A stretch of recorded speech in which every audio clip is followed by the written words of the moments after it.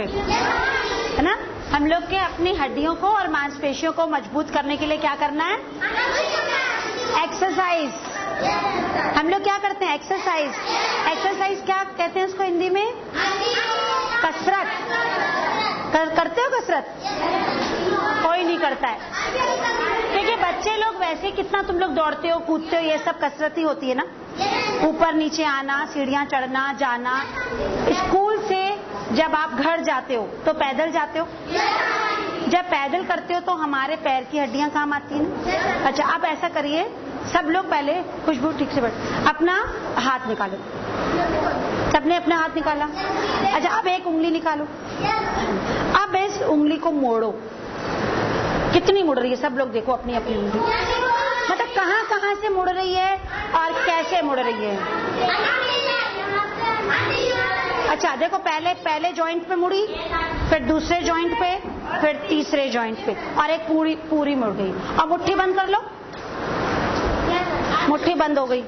अच्छा, अब ये मुट्ठी यूं घूम रही है, यूं घूम रही है, और ये ऊपर नीचे, तो यहां से भी जुड़ी है ना। अच्छा, इसके बाद कहाँ है जोड़? अच्छा, अब इसको ऐसे छुओ, छूते जाओ। क्या जोड़ दिख रहा है? कलाई से लेके और यहाँ तक ऐसे छुओ, दबाओ। क्या दिख रहा है? जोड़।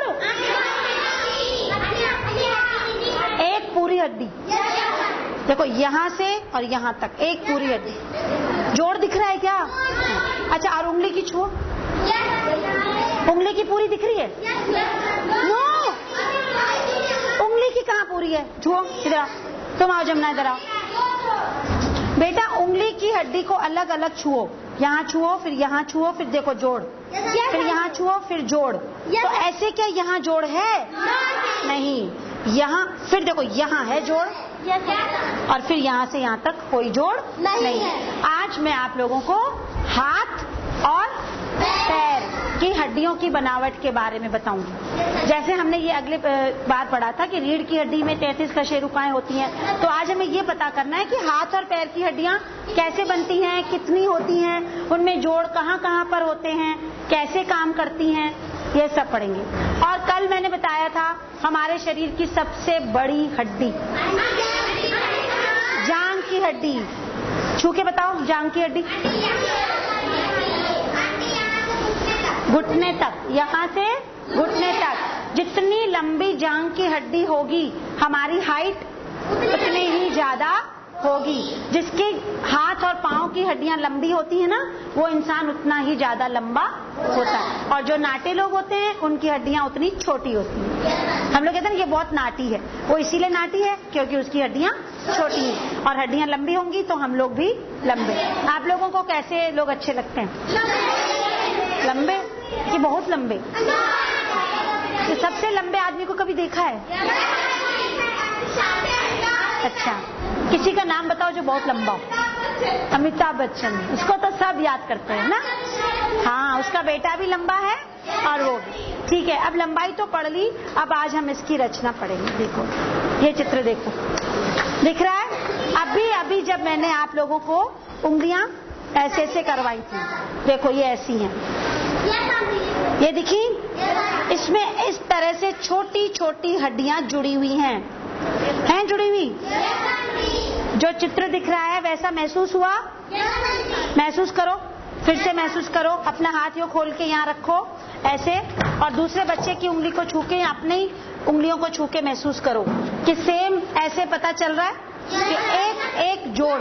और नहीं तो मोड़ के भी देख लो, ऐसे मोड़ के दिखोगे तो भी जोड़ पता चल रहा है। ठीक है, एक हमको ये पंजा हमारे हाथ का पता चल गया। दूसरा, कलाई आ गई, ये वाली कलाई कहाँ कहाँ मुड़ रही? ऐसे, है ना? और यूं और यूं। अगर हमारे कलाई में चोट लग जाए तो क्या होता है? हम लोग आटा नहीं गूंथ सकते, है ना? जब आटा गूंथते हो तो जोर लगाते हो, तो जोर किससे लगता है? इस चीज से। अगर इसमें सूजन आ जाए, दर्द हो जाए, तो हम लोग आटा नहीं गूंथ पाएंगे और साइकिल मतलब जब ब्रेक मारेंगे या कोई भी व्हीकल चलाते हैं तो उसमें कलाई का उपयोग बहुत होता है। अब ये कलाई से लेके और यहाँ तक एक हड्डी है, ये वाली है, और ये हड्डी कहाँ से जुड़ी है?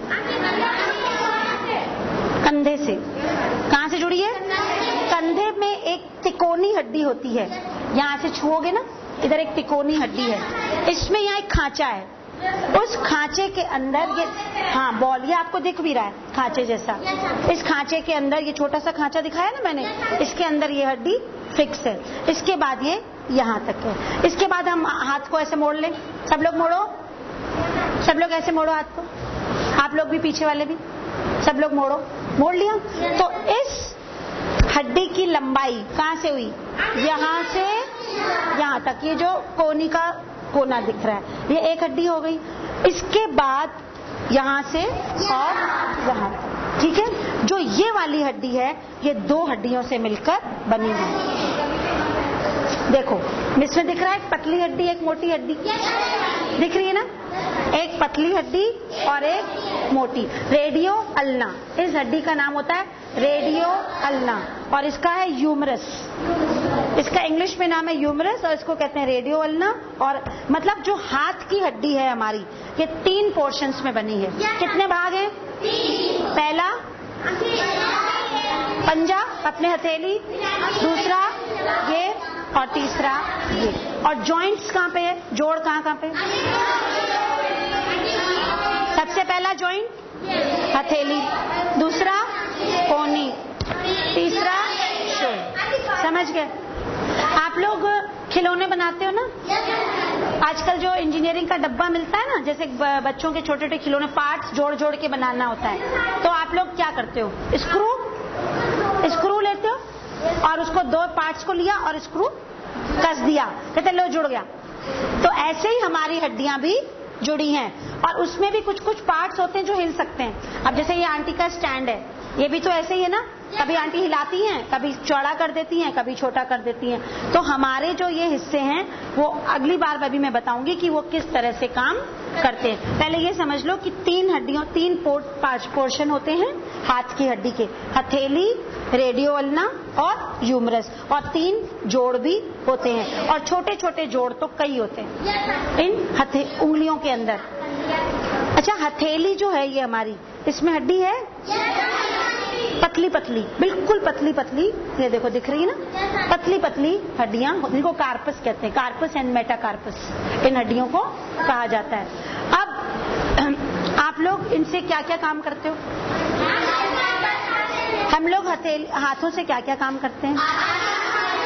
सारे काम, लिखना, पढ़ना, कुछ भी काम हाथों के बिना नहीं हो सकता है। अगर इसमें भी फ्रैक्चर हो जाए, हड्डी टूट जाए, तो क्या होगा? डॉक्टर से बस हाथ यूं प्लास्टर चढ़ जाएगा और हमें अपने को 1.5 महीना हाथ ऐसे रखना पड़े। 6 हफ्ते का कम से कम प्लास्टर चढ़ता है। अगर हड्डी टूट जाती है तो 6 हफ्ते का, मतलब 1.5 महीना हो गया, तो 1.5 महीने तक आप बस अपने हाथ को ऐसे ही रखोगे, फिर नीचे नहीं कर पाओगे। जिस तरह से ये हाथ की हड्डियां हैं वैसे ही पैर की हड्डियां, लेकिन हाथ की हड्डियों में और पैर की हड्डियों में थोड़ा सा फर्क है। एक तो ये है कि ये थोड़ा लंबाई इसकी कम है और पैर की हड्डी की लंबाई ज्यादा, और दोनों का काम भी अलग अलग है। पैरों का काम क्या है? चलना, और एक और काम सोचो, पैर की हड्डियों का सबसे इम्पोर्टेंट काम क्या है? खड़ा होना। हम लोगों के शरीर का पूरा भार, जो पूरा वजन जांघ की हड्डी उठाती है, जो हमारे जांघ की हड्डी सबसे मजबूत हड्डी होती है, सबसे मोटी, सबसे लंबी और सबसे मजबूत हड्डी है। अगर ये हड्डी हमारी मजबूत नहीं हुई तो हम लोग स्ट्रेट खड़े नहीं हो सकेंगे। जब हम चलते हैं ना, देखो ऐसे, तो ये पोर्शन हमारा हिलता है और ये इस नीचे वाले पे इफेक्ट करता है, तभी हम लोग चल पाते हैं। अगर जांघ की हड्डी में जरा सा भी हमारा फ्रैक्चर हो जाए तो हम कभी भी सीधे खड़े नहीं हो सकते।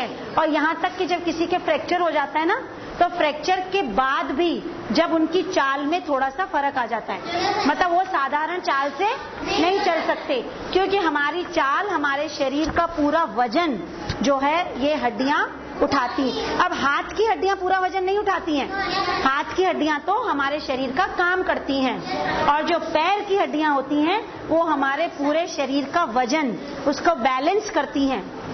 आपने देखा है किसी किसी बच्चे का पांव जब चलते हैं तो ऐसे टेढ़ा पड़ता है, तो डॉक्टर क्या कहते हैं कि इसकी हड्डी का जॉइंट टेढ़ा है, तो उसको एक्सरसाइज करवा के हम लोग उसमें वो लोहे के कुछ वो फिक्स कर देता है और उसका सीधा करवाता है। ये बहुत बच्चों को इस तरह की बीमारी हो जाती है, किसी की हड्डी बढ़ जाती है, किसी के जॉइंट्स बढ़ जाते हैं। तो इसीलिए जब भी आप चलते हैं तो पोस्चर, अपना चलने का ढंग हमेशा सही रखना चाहिए, और कभी भी आपको टेढ़ा नहीं चलना है। अगर पांव टेढ़ा रखोगे ना तो चाल भी टेढ़ी हो जाएगी आपकी। स्ट्रेट चलना है हम लोगों को। लेफ्ट राइट सीखी थी, सर ने सिखाई थी ना, कैसे कहते थे सर कि लेफ्ट पांव सीधा, ऐसे नहीं कहते थे, ऐसे करवाते थे सामने, क्योंकि इससे चाल हमारी सीधी लाइन में जाती है। और अब पैर की हड्डियों को महसूस करो। सबसे पहले जांघ की हड्डी आ गई, यहाँ से जुड़ी है, ठीक है। इसके बाद घुटना से जुड़ी है, घुटने के बाद एक और हड्डी, उसके बाद पंजा। है तो बिल्कुल ऐसा ही जैसा हाथ की हड्डी थी, लेकिन फर्क है, थोड़ा सा फर्क है। ये भी दो हड्डियों से मिलकर बनी है, इसको कहते हैं टिबियोफिबुला। इस हड्डी को कहते हैं टिबियोफिबुला, और इसको कहते हैं फीमर, और ये है पंजा, पैर का पंजा। पैर का पंजा काम का है कि नहीं? हर चीज हमारे लिए काम की है।